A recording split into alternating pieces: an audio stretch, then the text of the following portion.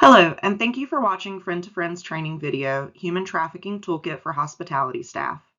This toolkit was created in anticipation of the upcoming U.S. Open in Pinehurst, June 10th through 16th, 2024. Statistically, human trafficking increases during large sporting events such as the U.S. Open, and we know that human traffickers often take advantage of the hospitality industry to run their operations. The purpose of this training is to provide an overview of human trafficking, to explore the possible signs that human trafficking may be occurring in your establishment, and to learn how to safely respond to and report human trafficking so you can be a part of providing help to human trafficking victims and keeping your guests and yourself safe inside your establishment. Please note that although labor trafficking is a very important piece to this conversation, this presentation will be primarily focused on sex trafficking. Before I begin this training, I want to provide an overview of the services that Friend to Friend provides. Friend to Friend is located in Moore County, North Carolina, and all our services and programs are free of charge. Friend to Friend is an agency whose mission is to help survivors of domestic violence, sexual assault, and human trafficking rebuild their lives, and we're able to do that in many different ways.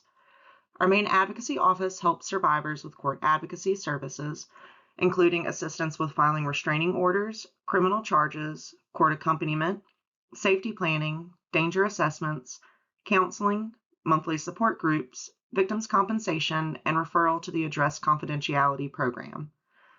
We also have a sexual assault hospital accompaniment program where we can provide a volunteer advocate to accompany sexual assault survivors at Moore Regional Emergency Room, who are able to provide survivors with support and other services. Our community education and outreach team also facilitates free education, training, and awareness opportunities for Moore County. Friend to Friend also offers a 24-hour crisis line and emergency shelter services for survivors of domestic violence, sexual assault, and human trafficking who are in need of a safe place to go.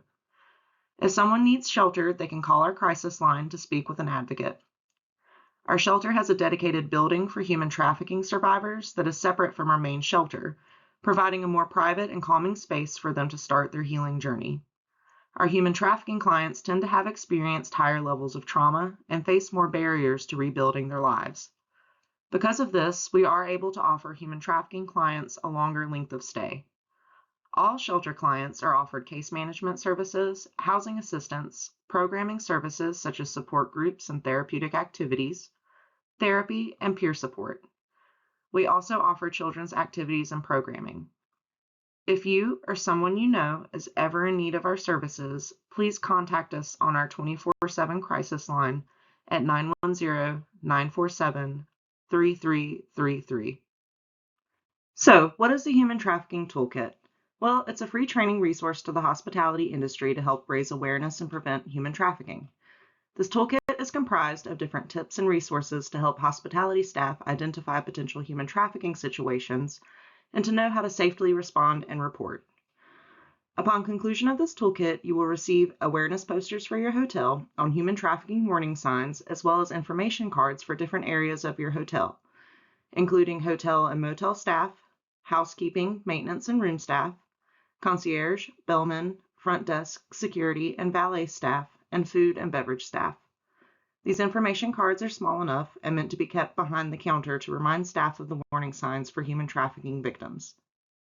So what is human trafficking? Well, human trafficking is defined as the use of force, fraud, or coercion to obtain labor or commercial sex. Force is physical force or restraint, and coercion involves threats of violence or abuse, and fraud is making false promises to the victim. For something to be prosecuted as human trafficking, force, fraud, or coercion must be present. Minors under the age of 18, however, engaging in commercial sex or forced labor are victims of human trafficking, regardless of the use of force, fraud, or coercion. And this is because minors cannot legally consent to commercial sex or pornography.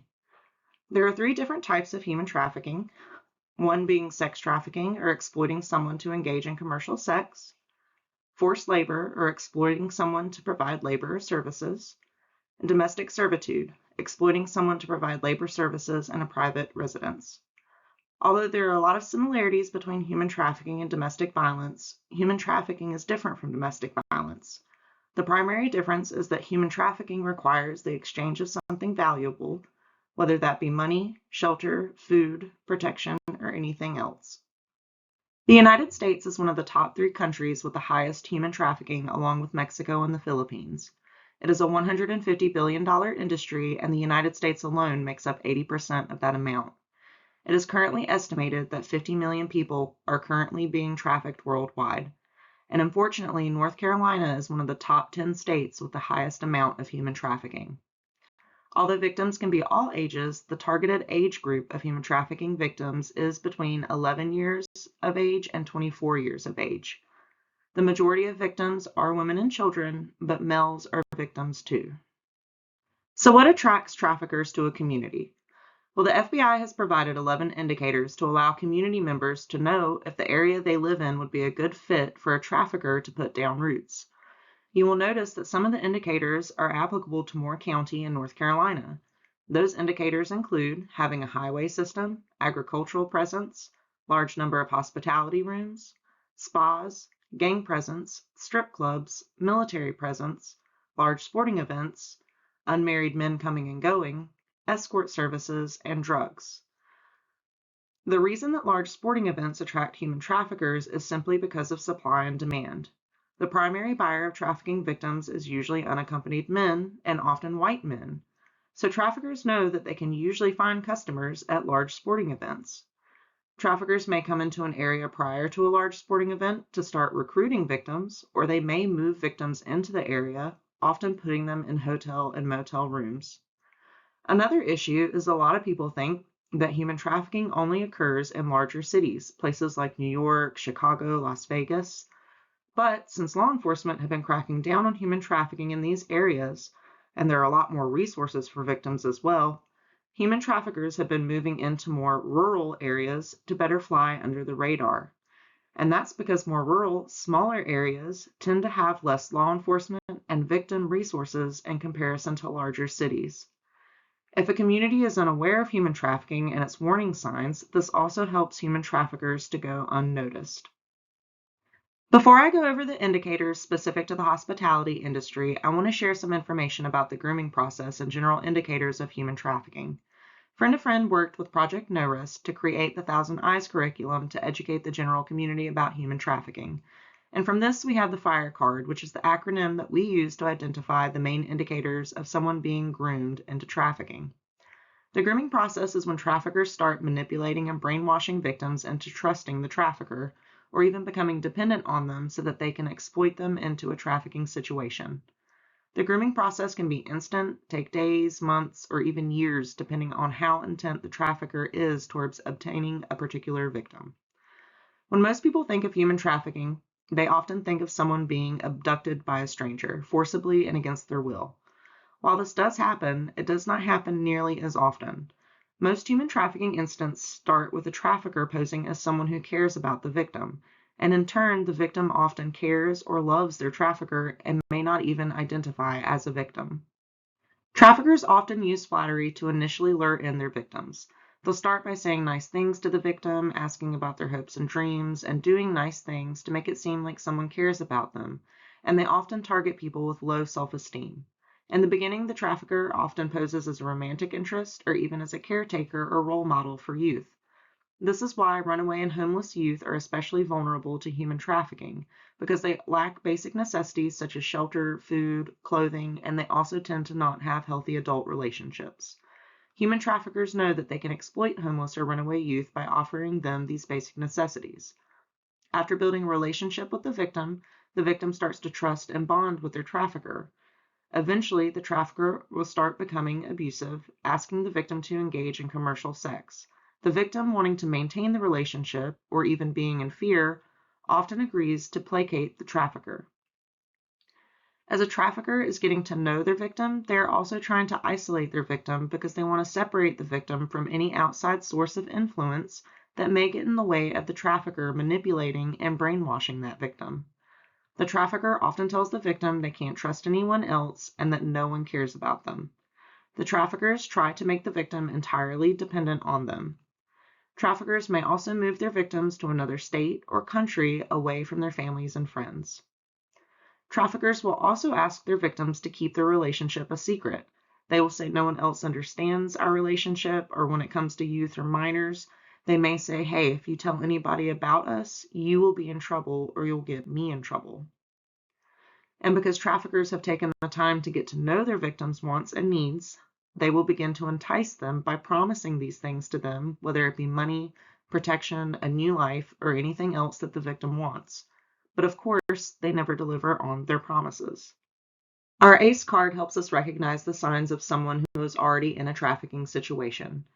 ACE stands for something being amiss, an element of control, and lack of eye contact. Amiss is going to be your inconsistencies and stories. Something just isn't quite adding up or making sense from what the victim is saying. This is often because the victim is told to lie about something such as who they are or the relationship with their trafficker. They are often provided a script to follow and may not be able to follow that script. You are also likely to notice an element of control being exercised over victims that can be your physical signs, such as injuries or bruising, someone constantly being around the victim and monitoring them, or someone being aggressive or demanding in nature of the victim, and the victim in turn being very submissive to that person. Victims are also groomed to avoid eye contact by their traffickers. Think about it. If you're trying to interact with somebody and they are not making eye contact with you and otherwise acting withdrawn, it is going to be very difficult to speak to that person. Traffickers groom victims not to make eye contact as a form of control and isolation. In 2018, the Polaris Project found that 75% of human trafficking victims reported coming into contact with hotels during their trafficking. So why do traffickers target hotels and motels? Well, they often take advantage of the privacy and anonymity offered by the hospitality industry. Not only do traffickers view hotels as anonymous and low-risk places for them to conduct business, but the larger crowds that large-scale events draw help traffickers to go unnoticed. Traffickers may also book hotel rooms using one of their victims' information or have one of their victims arrange for the hotel room. If hotel staff lack knowledge about human trafficking and its signs, this can also contribute to traffickers being able to operate discreetly within the hospitality industry. Forced labor also occurs inside the hospitality industry. Hotels and motels are also major locations where traffickers force sex trafficking victims to provide commercial sex to paying customers. Victims may be forced to stay at a hotel or motel where customers come to them, or they are required to go to rooms rented out by the customers. There are many ways that the hospitality industry can have a positive impact on the fight against human trafficking. Friend to Friend believes that education is the key to preventing human trafficking. The hospitality industry can help by educating all staff about human trafficking, signs to look out for, and how to safely respond and report. Hotels can also post awareness materials for guests and for staff. Posting awareness materials, especially inside restrooms, that have a victim service provider's information on them can provide information to victims of who they can call for help. Awareness materials that have information about the warning signs of human trafficking can also help staff remember what to look for and how to safely respond. Remember, this toolkit does include awareness posters as well as information cards about the signs of human trafficking. Hotels can also make sure that they have a set protocol in place for how it wants its employees to report potential trafficking. If you work somewhere that does not have a protocol set in place to respond to human trafficking, you can advocate with management that one be created. If there is one already set in place, make sure that you are familiar with it so that you will know how to respond per your company's policy. Some hotels also collaborate with victim service providers for education and training, and to be able to have resources to provide victims if they do come forward seeking help. Some hotels also partner with victim service providers to offer vouchers or reduced price rooms to house a victim who needs a safe place to go to temporarily until shelter can be found. Making efforts to keep human trafficking out of your establishment not only provides help to victims, but it also makes it a safer environment for other hotel guests and for staff. Before we review hospitality-specific indicators of human trafficking, please note that each indicator alone may not necessarily mean a person is being trafficked. Remember to look for something amiss, elements of control, and lack of eye contact. When these three elements are present, along with other indicators that we are about to discuss, you may be encountering a human trafficking situation. You'll also notice that some indicators are similar across the different hotel settings. General hotel and motel staff are often in the best position to see potential signs of human trafficking, especially since your duties give you access to different areas of the property. You may also have direct or indirect contact with both traffickers and victims. Some general indicators you may see are fear, anxiety, tension, submission, signs of physical abuse, restraint, confinement, evidence of verbal threats, psychological aggression towards the victim, signs of malnourishment, poor hygiene, fatigue, sleep deprivation, or untreated illness, avoidance of eye contact, having no control over their own possessions, or maybe they have few personal items or no luggage at all, dressing inappropriately for their age or wearing lower quality clothing than the rest of the group, significantly older boyfriend or accompanied by older males. You may also see a group of girls with an older female or other male sticking close, groups of males or females with identical tattoos or some form of branding. Housekeeping, maintenance, and room service staff typically have the most access to guest rooms where signs of human trafficking may be apparent. Some of the general indicators you may see are using the Do Not Disturb sign constantly, requesting room or housekeeping services but denying staff entry to the room, refusal of cleaning services, smell of bodily fluids, presence of multiple electronics and other tech, the same person reserving multiple rooms, leaving the room infrequently, not at all, or at odd hours, children's items or clothing being present but there's no children, loitering, alcohol and illegal drugs, evidence of pornography, minors left alone, excessive number of people in the room, extended stay with few or no personal possessions, provocative clothing and shoes, constant flow of men into a room at all hours, excessive amounts of sex or sex paraphernalia in the rooms stocked with merchandise, luggage, mail, purses with different names. Concierge, bellman, front desk security, and valet staff are typically the first to see guests when they enter the hotel when checking in or requesting hotel amenities. Some of the general indicators you may see are patrons checking into room appear distressed or injured, the same person reserving multiple rooms, few or no personal items when checking in, room paid with cash or preloaded credit card, excessive use of hotel computer for adult-oriented or sexually explicit websites, individuals leaving room infrequently, not at all, or at odd hours, minor with a patron late night or during school hours, individuals checking into room have no ID, room is rented hourly, less than a day, or for long-term stays, patrons request information or access to adult services, patrons not forthcoming about full names, home address, or vehicle information, minor taking in adult roles or behaving older than actual age, patron appears with a minor that he or she did not come with originally, room rented has fewer beds than patrons. Food and beverage staff may have access to a guest room or may see potential human trafficking victims using the hotel restaurant or bar area. Some of the general indicators you may see are a patron entertaining a minor at the bar or restaurant that they did not originally come in with, patron claiming to be an adult even though appearance suggests that they are a minor, individuals taking cash or receipts left on tables, individuals loitering and soliciting male patrons, individuals waiting at a table or bar and picked up by a male, oftentimes the trafficker or the customer, individuals asking staff or patrons for food or money.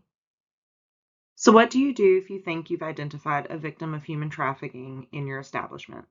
Well, first of all, do not ever at any time attempt to confront a suspected trafficker directly or alert a victim to your suspicions. Confronting a trafficker or a suspected victim not only puts you in danger, but it can also place the victim in danger as well. Always call 911 for emergency situations such as threats of violence, physical assault, and emergency or other medical needs. Make sure that you are aware of your specific company's expectations and that you follow your protocols, whether that be contacting management, security, or law enforcement. You can also call and seek guidance from the National Human Trafficking Hotline Resource Center at 1-888-373-7888 or text help or info to Be Free or 233-733. When reporting a potential human trafficking incident, make sure that you are prepared to report the following: time and place of the incident, whether anyone is hurt and what injuries you saw. Make sure to get a good description of both the suspected trafficker and suspected victim. This includes what they were last wearing, gender, age, height, weight, hair color, eye color, race, and any other identifiable characteristics, such as tattoos, scarring, or anything else that stands out about that person. If there is a vehicle, try to get the license plate number and make a note of the make, model, year, and color of the vehicle. If minors are involved, contact law enforcement and Moore County DSS at 910-947-5683. Thank you so much for taking the time to watch this training.